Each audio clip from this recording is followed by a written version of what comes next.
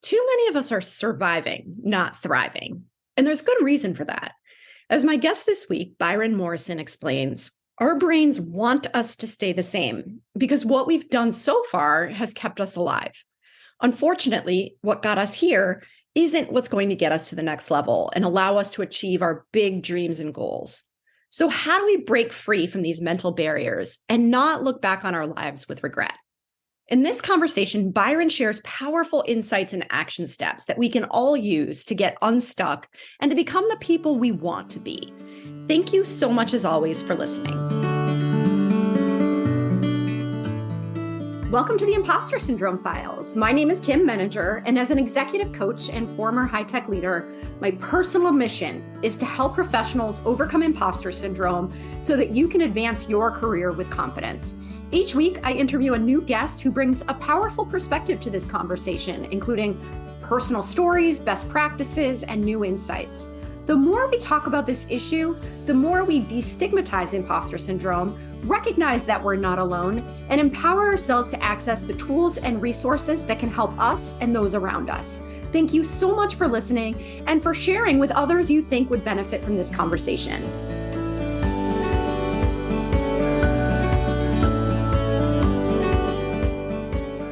Welcome, Byron. It's so nice to meet you. I've loved our conversation so far before we even hit record. Can't wait to jump in and talk some more. Before we do, I'd love to invite you to introduce yourself.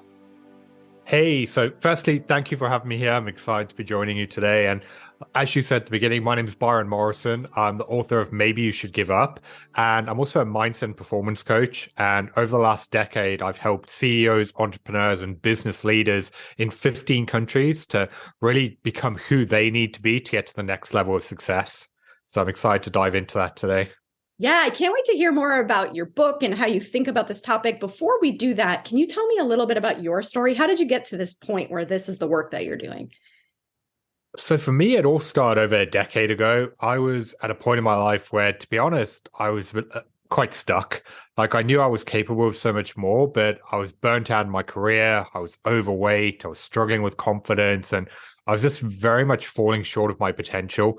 And it was only after my dad's cancer, where he had most of his bowels surgically removed and he spent 25 days in ICU, most on life support and breathing through a tracheostomy, that I realized life had to change. And luckily he pulled through, something I'm eternally grateful for. But that for me was the turning point. I realized, you know what, something really has to shift here because I'm tired of being frustrated and stuck where I am. So I wish I could say that overnight everything magically got better. But for the next couple of years, I was in the cycle where I knew what I needed to do, but I wasn't doing it. I was doubting myself. I was overthinking. I was avoiding the actions that I had to take. And I was just constantly taking one step forward and two steps back. And that was when I really started diving into the mindset behind why I was doing what I was doing. I just became fascinated with the psychology and why we think and behave the way that we do. And I really dedicated myself to uncovering why was it getting in my own way. And it was only when I dived into that further that I uncovered why was the biggest stumbling block in the way of my success and how I actually needed to overcome that to break through to the next level. And that's got me to the point that I'm at today, where I've been helping other people do the same thing. So I think this is such an important conversation because while your particular circumstances are obviously unique, I'm sure a lot of people can identify with that. The way you described that is, I sort of know what I'm quote unquote supposed to be doing, but I'm not doing it. Or maybe I don't even know where to start. I just know that where I am today is not where I'm meant to be, or I'm not reaching my full potential. What's the best starting point for this conversation? Like, where do we start when we start to think about, like, I'm at point A, I know I want to be somewhere else, but I don't even know where to begin? So I think the first point is just understanding why you're actually stuck. Because what most people don't realize is that your brain has been wired for quantity of life.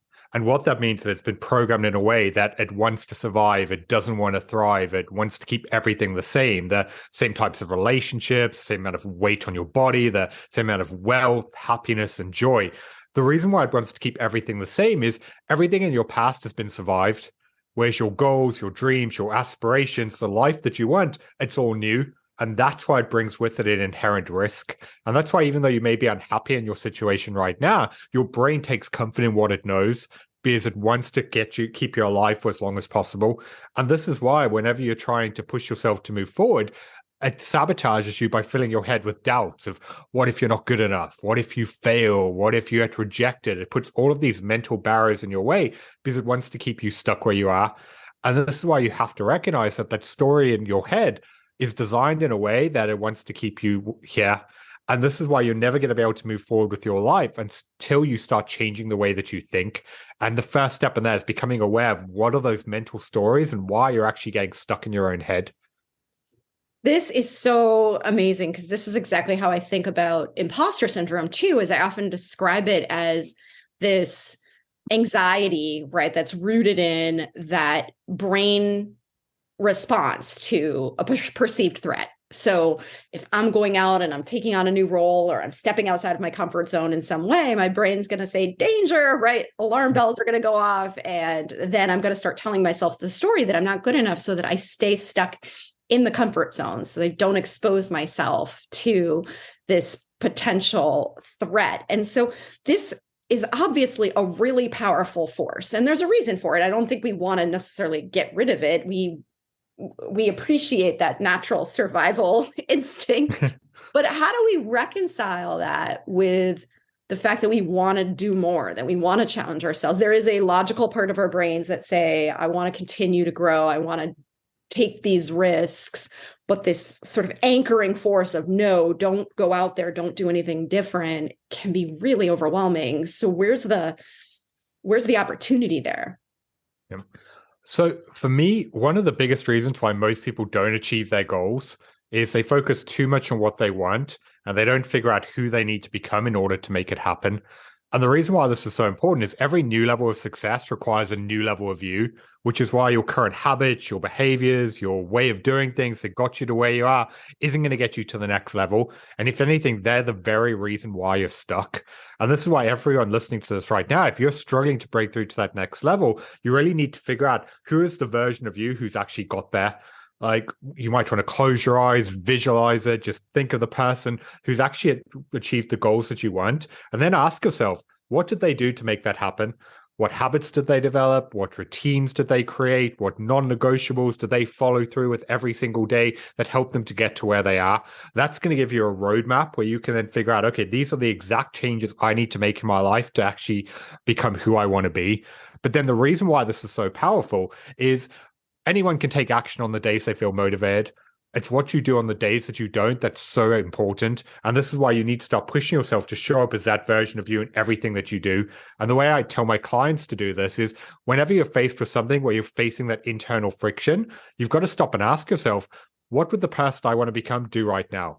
Would they make excuses? Would they put it off? Would they procrastinate? Or would they push themselves to take action because they know it's what needs to get done? And this is applicable whether it's having a difficult conversation, starting work on that report, going to the gym, anything else you need to do. If you take yourself and your current thoughts and way of doing things out of the equation and just start making your actions and decisions based on the person you want to become, that's how you're going to actually break through that discomfort. And that's how you'll change your internal narrative and evolve into that next level version of you. Wow, I just wrote that down too. What would the person I want to be do? Right. And so I'm curious, not that we need to get into like deep therapy kinds of topics, but is there any pre-work that needs to be done before I can actually get to that point? Like, do you have to face anything in the past? Do you have to heal any wounds? Like, can you start from anywhere? 100%. Like, I'm not a therapist. So when I'm dealing with clients, we don't focus on the past. Like, it's not my job to help them heal trauma. Like, if someone comes to me and they're dealing with a lot of those personal problems, I'll say to them, like, this is something you need to speak to a therapist about. But the reason why this work is so empowering is your past is irrelevant. The focus is all about what are you going to do now to create the future that you want? Because I never want to take away through the challenges that people have been through or the horrific things they've had to endure in their life.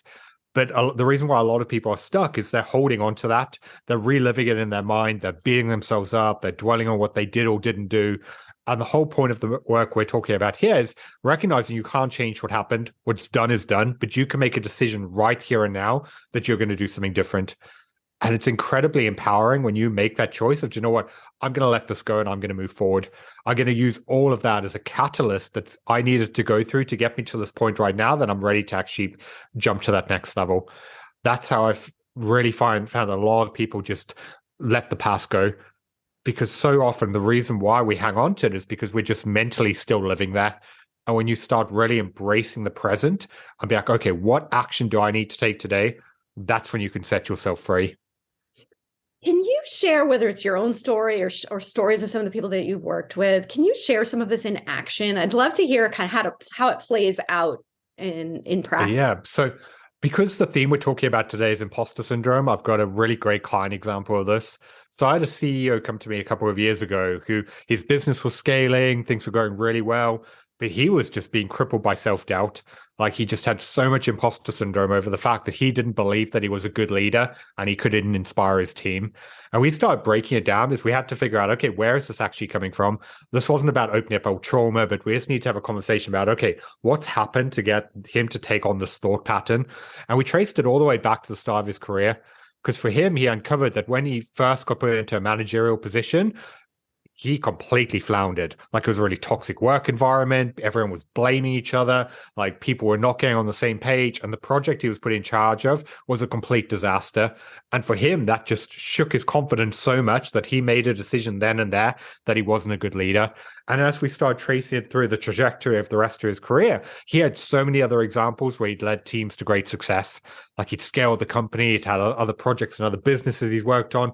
All of these things had gone on. And it only just needed him to take a moment to recognize that that time he failed was actually the stepping stone, because that taught him what he didn't want in a work culture. It taught him how to get people on board. It was, even though it was such a traumatic and painful thing for him, it was the very thing that set him up for his future successes. It was only when he took a moment to take stock of that he could see that actually there were so many situations in his life that proved he was a great leader. And in a moment, he just let it go. So that goes a little bit counterproductive to what I was saying before, because it wasn't about opening up trauma, but for him, that was just a case of him just needing to stop and be like, okay, why am I actually thinking this? What evidence is like making me believe this, and what else is going against that allows me to see it differently? It's so interesting that you say that, because I think that we are so wired to look at the mistakes that we make or what we perceive to be a failure, and we let that identify, it becomes part of our identity, or it becomes part of our narrative. And he had all these other successes beyond that clearly were not being integrated into the narrative. He was just kind of breezing right past them, right? And I think this is such a classic way in which we operate, especially those of us with imposter syndrome. We're so keenly aware of everything we've done wrong, and then all of the successes sort of feel like a fluke. Oh yeah, but that's explainable by some other thing, or that, no, I can't take credit for that. And so I love the way that you talk about it, as really looking at the evidence and getting real with ourselves about, wait, is this true? Right? Yeah. That goes back to what I was talking about before, though, about how your brain's wired. Because probably 99% of people listening to this right now, if you told them, like, tell me 3 things that you did right last week, they'd probably struggle to come up with an answer. But if you ask them, like, tell me 3 things that went wrong, they could just list it instantaneously. And that's just because we're our own worst enemies here. We put these expectations and standards on ourselves that anything that we fall below that, we just build up in our mind that it's a complete catastrophe. But anything we do well, we're just like, oh, well, I should have done that anyway. So we're so dismissive of our own progress and successes. And this is why I'm such a big believer that you have to learn to cut yourself some slack.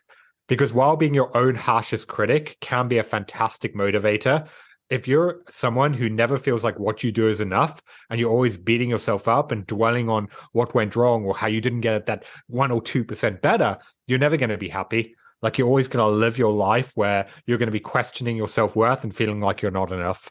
And this is why I talk about this in the book, but a big part for me of finding joy in life is learning to balance the standards and expectations and your goals with the reality of what's going on.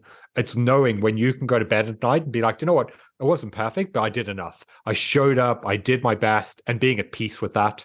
That for me is really what it takes to get to that next level. Because if you don't have that internal compassion and you're always just beating yourself up, you're never going to fully succeed. because it's always going to feel like something's missing and you're just going to go into this downward spiral. How does compassion fit into this? Because I think that's such an important point. We beat ourselves up, and there's all of the cliches, right? Of we talk to ourselves in ways we would never talk to people we loved. But I wonder that's rooted in exactly what we're talking about, right? Of these sort of survival strategies. How do we get to a place where we can cut ourselves slack? It sometimes feels like we're afraid that if we're too gentle with ourselves, that we're somehow going to become complacent or lazy, or we're never going to actually get to where we're going. And so how do we get to a place where we can be kinder to ourselves and not feel like we're, that's going to stand in the way of reaching our goals? There's a few aspects to it. The first one is to set more realistic expectations with yourself. Because I find with the CEOs and leaders I work with, one of their biggest shortcomings is they overload themselves. So they go into the day wanting to get all of these things done, and it's just never going to happen. Like with everything going on, they're just setting themselves up to fail from the get-go. So it's really being optimistic with, okay, how much available time do I have today, and what can I actually move forward? And one of my favorite questions to ask is looking at the day and being like, what do I need to complete by 5 p.m. to feel like today was a success? As that allows you to then be at peace with, okay, I moved forward what I wanted to. Yes, there's still stuff on the to-do list, but you're never getting on top of it. So that'll be the first aspect. Just set better expectations with what you can actually move forward today. The second one, and I was talking about this with a client last week. He actually went on a 5-day break, and this is something he had planned. He set it up. We put everything prepared in advance. And when he came back in on the Tuesday, he was feeling like he was behind. And he was just dwelling on the fact, like, I've got so much to do. And he was just getting stuck in his own head. And I needed to point out to him that the problem is he was stuck in the micro. So he was just focusing on what was going on that day. And when you're only focusing on what's immediately in front of you, that's where you're just going to start to second guess yourself. So you need to balance that with looking at the macro bigger picture, because one day where maybe you don't perform as well may seem like a huge issue, like in the moment, but over the course of a week or a month or a year, it's nothing. And this is why you need to take that step back and be like, do you know what? If I wasn't as productive today, is that a reflection of what I've been doing for the last few weeks or months? And if the answer is no, then it's easier to just be like, do you know what? Maybe I was a bit tired and off my game. Obviously, if you're someone and you're sat there being like, do you know what? I haven't been putting in the work. I've been lazy. I haven't done anything. That's a very different conversation to someone who's really trying to push that next level and just has an off day. Yeah. Oh, I love this sort of resetting of expectations and how we see ourselves, because I think you're right. We live in this environment that's so action oriented, where we are so judgmental of our productivity, and we set ourselves up for failure on a daily basis with the expectations that we hold for ourselves. And so we're already starting, from I don't even know how to describe it, right? But we're starting from a losing place. So one thing that I think about is the practicality of what you're talking about. And you had mentioned earlier about how important it is to do this when you're unmotivated versus when you're motivated. So are there like practical things that you can do on a daily basis to remind yourself of these bigger commitments or these bigger ideas? Because when we're in the moment and it feels like that deadline is looming, or, I just go, I'm not necessarily thinking about the bigger arc of my life, right? Like, so how do we break the habit of just being tied to the now and not zooming out like you're describing?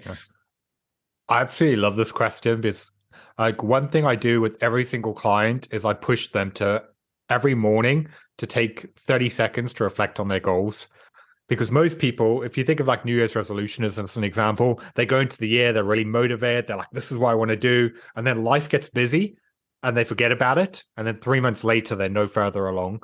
Whereas if you actually want to make progress, you've got to be hyper intentional. You've got to start every single day with being like, what am I doing and why? Because when you make your reasons to do something bigger than your reasons not to, that's when it becomes so much easier to follow through. And the way that you do it is through that conscious intention every single morning of being like, what do I actually need to get done and why am I doing it? If I use myself as an example, we started the campaign for my new book last November. And there's been so many days where I'm like, I do not want to work on this today. Like, such a big part of what we're doing is like a ton of content for Instagram and TikTok and all of these platforms. And I've regularly got days where I'm like, the last thing I want to sit and do is film TikTok videos for 3 hours. So what I've done is my big goal with the book is to hit at least the Wall Street Journal, hopefully the New York Times. So I've actually printed out the New York Times logo, bestseller, and I have it on my desk in front of me. And every single morning when I sit down, I've got that visible. On the times when I don't feel like creating content, I don't feel like doing anything, I can look down and see it and I'll be like, that's why I've got to do it. Because in June, I'll be so glad that I did. And I use that as my motivator. Because then me feeling like it no longer is as important as the goal. And so different people, this works in different ways. Like, you might be someone where one visual thing is enough. It could even be your family or someone that you're doing this for. It could be the house that you want to buy, like the life you want to live. You could turn it into a vision board. You could write it down. Like, it really doesn't matter. I've even got one client who meditates every morning and he visualizes the life he wants to create and who he has to be to make it happen. The implementation of it is really dependent on the individual. You've got to figure out what motivates you and pushes you to want to take action. And then you have to be disciplined with being consistent with it. I think about this a lot too, and because what you're describing is beyond just a goal, it's the value that's associated with that goal, right? And I think that sometimes we forget why we're doing something. And so one of the things that I often think about as a strategy when dealing with self-doubt, and so let's just use as an example, you're in the workplace and you're questioning yourself and you're thinking to yourself, like, do I speak up in this moment or do I not? If you really understand, to your point, who do you want to be? What are your core values? How do you want people to experience you? How do you want to be perceived, right? That gives you, if you hold on to that really tightly in that moment when you're not sure what to do, if you can always ask yourself, which of these paths is in greatest alignment with the person that I want to be, with which of these paths is in greatest alignment with my core values, you're not always going to pick that path. Maybe you're tired, maybe, there's something else going on, but for the most part, it becomes a check on you and it pushes you through the fear and the sort of inertia and allows you to show up as who you want to be. And then it becomes sort of self-reinforcing over time. So I love the idea of just kind of keeping at the forefront, what is it I really care about? So it's a constant reminder when I find myself demotivated or uncertain, this is the path to go down. Yep. And that's my favorite question. Like, let's say that person is in the meeting and they're like, oh, I don't know if I should talk up or I'm nervous. And ask yourself, like, what would the person I want to become do right now? And then the way that you feel is irrelevant and push yourself to take action. There's another one I love using as well. And that is, am I going to regret later not having done this? Because a lot of the time in the moment, we talk ourselves out of it because we're afraid. But then later that day, we beat ourselves up. So you've got to like reframe it in your mind as, are you then going to feel worse later on that you didn't do it? And this is applicable for every area of your life. Like, I used this the other day where I had a really long day and I did not want to go to the gym. I was like, I want nothing more than to sit on the couch and watch TV. And I just asked myself, like, am I going to regret this evening that I put this off? And the answer was yes. So I was like, do you know what? I'm going to make a decision to go and get it done. And it's just one of those future reframing that I find is so incredibly powerful, because it's all about then pushing you to make decisions based on where you want to get to, not on where you are. Because if you just try and rely on feelings and what you want to do in the moment, chances are you're not going to actually push yourself to face what you should. So you have to eliminate that and then start making decisions on that future version of you or the life that you want. I love that. I think that's such a great point. And I think about a lot how we're so wired for loss avoidance. And I think that goes back to what we were talking about earlier with the survival strategies, that we don't want to lose anything in this moment, or you want to eliminate pain in this moment, but we don't think long-term about, what do I lose by not doing it, right? What do I lose by playing small or giving into this fear? Yeah, I'd love to build on that quickly, as I did a video about this a couple of days ago, because I did another show where we're talking about fear, and they were talking about how do you actually break through that. I said, one of my favorite ways is to tip the scale in the other direction. because we get so caught up mentally on focusing on what if I fail, what if I get rejected, all of those things. If you want to overcome that, you have to tip the scale in a way that the fear of not knowing becomes worse. So it's like, what happens if you reach the end of your days and you regret never having gone after your goals? What happens if you don't hit your sales targets, so you can't provide for your family? Like, whatever it is, you have to make it more painful not to take action than to actually take action, because then suddenly you become more afraid of not following through. And it's just such an empowering thing. It's just taking that fear and completely flipping it. And that just shows how those mental stories can either hold you back or you can use them to drive yourself forward. I love that. I think that is very consistent with what I always think about. Look, what's bigger than the current fear, right? Like really just kind of zooming out and looking at that bigger picture. And I guess my question for you is, because I know that everybody's going to be thinking this, is time, right? It sounds like when you talk about the practical steps, it sounds like you're talking about 30 seconds. You're talking about, a couple minutes here and there, but I'm sure there are people listening that are thinking, oh my gosh, this sounds like I'm going to be spending all of my time thinking about my goals and thinking about myself and not have time to do anything else. How does time factor in? Depends on the individual, but this very much is just, if you're focusing on getting stuff done, it's just auditing within yourself whenever you're facing that internal resistance. Because if someone sat here wondering, oh, I don't know where I'm going to have time for this, my question to them would be, how much time are you wasting by not doing the things you should be doing? Because often your then go-to response is to procrastinate. And rather than doing something that could take you 5 minutes, you sit around for 2 hours, like scrolling social media or doing things to avoid that discomfort. So that's why I'm always curious whenever anyone throws a time objection my way. It's like, yeah, but how much time are you losing by not doing this? And it's just, then it becomes easier to prioritize it. And also as well, when you start seeing the benefit of using these practices, like when you notice, okay, if I start my day and I look at my goals, it helps me get super focused and motivated. All of a sudden you recognize on the days you don't, you're less productive. So it's the simple things that when you compound them together, that's what has a huge impact. So it's just about figuring out, again, on an individual level, what really works for you, because the best practice for you may not work for me. And it's just, this is why one big thing I always say with personal development is you've got to just try all these things and just see what really clicks with you. And then just figure out, okay, these are the things I need to do every single day that allows me to feel and perform at my best.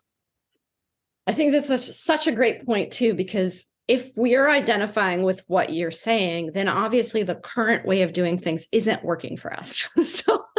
So we're obviously losing a lot of time, just like you're describing, whether that's in procrastination or beating ourselves up or all of the different ways in which we respond to the fact that we're not getting to where we want to be. So it's not necessarily that time is additive, right? It's substitution of time for doing certain things today that we're not doing in place of other things that we're doing that we can start to remove.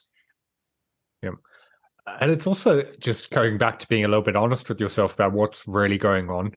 Because I've been fortunate over the last 2 years, I said at the beginning, of working with CEOs and leaders in 15 countries. And one of the biggest challenges that comes up when people first reach out to me is they're like, I don't have enough time to get things done.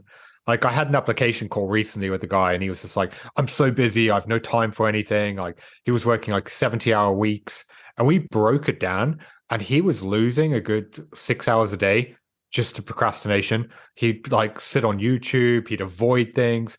And then he'd have to work late, and then he'd have to sacrifice time with his family. So that was causing issues in his marriage because he was then always feeling like he was behind. And he had convinced himself they were super busy, but he wasn't actually getting much done. And that's why you've got to be honest with yourself and recognize that there's a really big difference between being focused and productive and just being caught in busy work and tasks that don't really matter. So you've got to audit, like, yeah, you're busy, but is it actually valuable or worth it?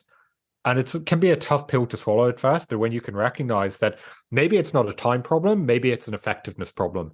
Maybe you're not making the best use of the time that you have.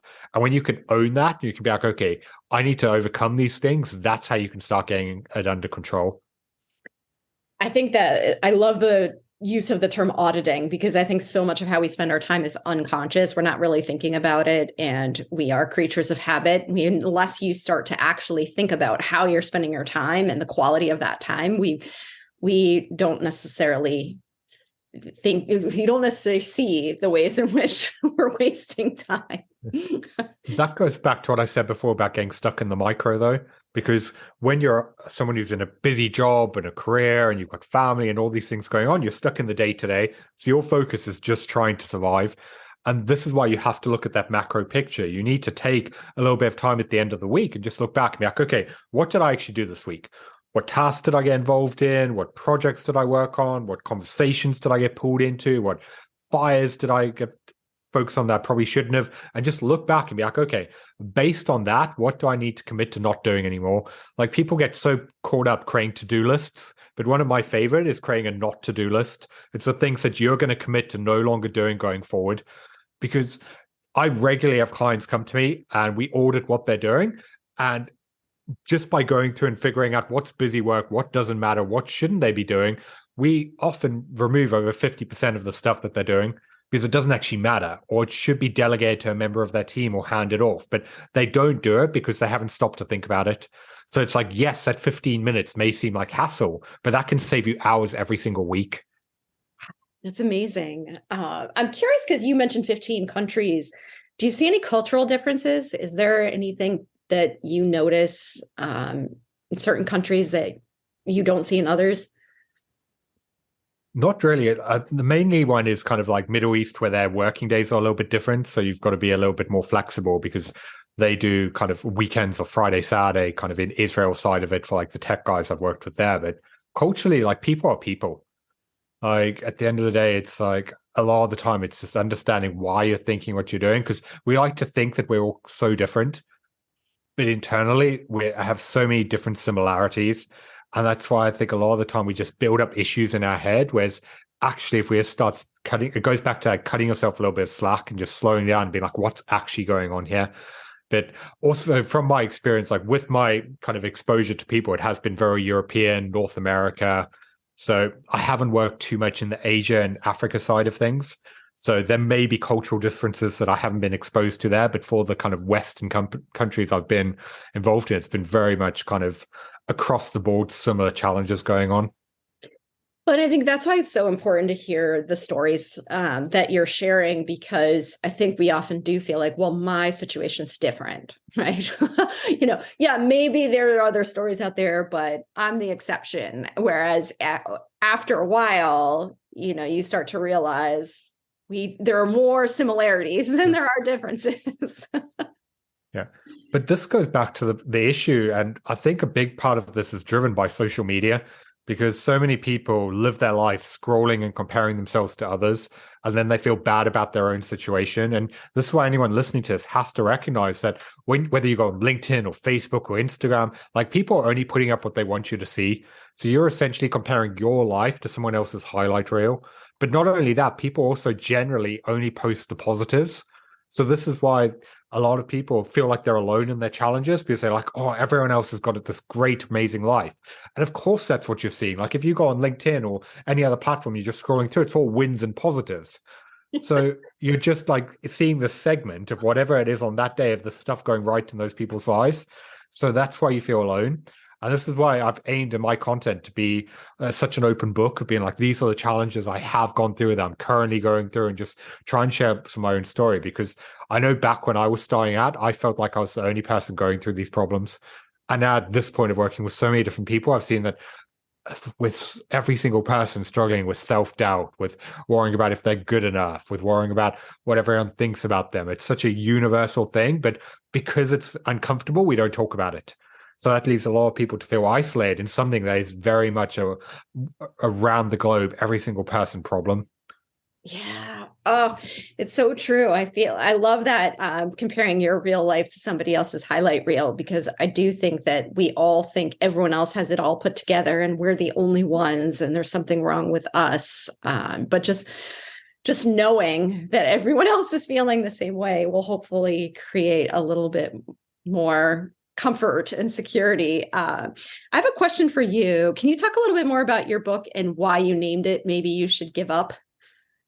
Yeah, so I absolutely love this question because everyone's a little bit shocked at first. They're like, I don't want to give up. And it's because we've been convinced by the personal development and self-help industry that if you quit and you give up, you're a failure and you're not good enough. And what I find for a lot of people, that mentality is actually the very reason why they're stuck. And it's just like after my own journey and everything I went through, what I uncovered is that subconsciously there's 7 mental barriers that every single one of us is holding on to that's actually keeping us where we are, whether that's to fear, comparing yourself to others, being too hard on yourself, worrying about problems that haven't happened yet. We have all of these mental blocks that cause us to get in our own way and sabotage ourselves. And that's why the book's not about giving up on your goals and dreams. It's about giving up on everything that's stopping you from actually achieving them.